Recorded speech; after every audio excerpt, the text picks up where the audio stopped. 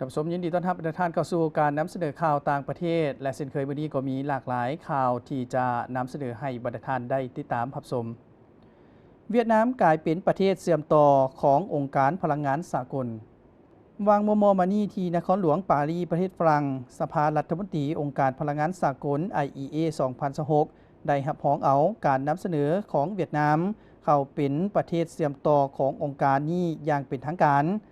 ท่านปริญญาเอกฟาตีบีโรสผู้อำนวยการฝ่ายบริหาร IEA กล่าวในพิธีเปิดกองประชุมว่าการร่วมมือมุ่งไปถึงการสร้างระบบพลังงานทั่วโลกที่ปลอดภัยยืนยงและรับประกันค่าใช้จ่ายที่เหมาะสมให้แก่ทุกประเทศพร้อมทั้งยังยืนว่าด้วยประชากร100 ล้านกว่าคนพร้อมกับแหล่งพลังงานที่อุดมสมบูรณ์คือไฟฟ้าแสงตะเวนไฟฟ้าแห่งน้ำไอแก๊สและความสามารถในการพัฒนาไฟฟ้านิวเคลียร์ในอนาคตเวียดนามจะมีบทบาทเสื่อมต่อสำคัญใน IEA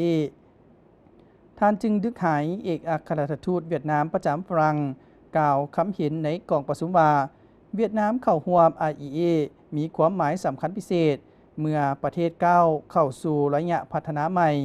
ยึดมั่นกับเป้าหมายนำการปล่อยธาตุคาร์บอนลงระดับศูนย์และหันพลังงานเป็นสีเขียว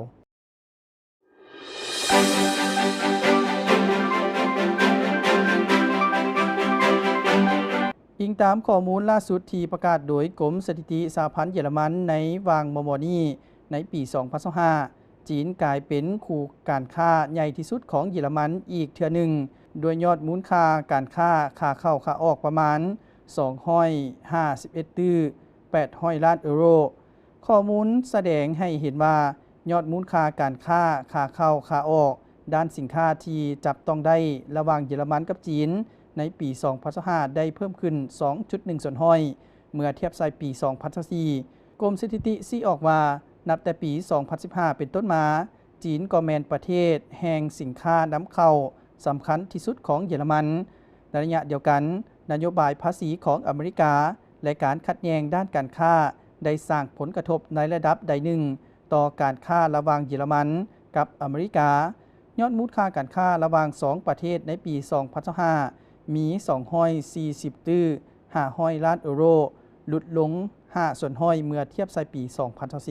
2024 ทับสมและทั้งหมดนั้นก็เป็นข่าวสารต่างประเทศที่ได้นำเสนอให้ประธานได้ติดตามทับสม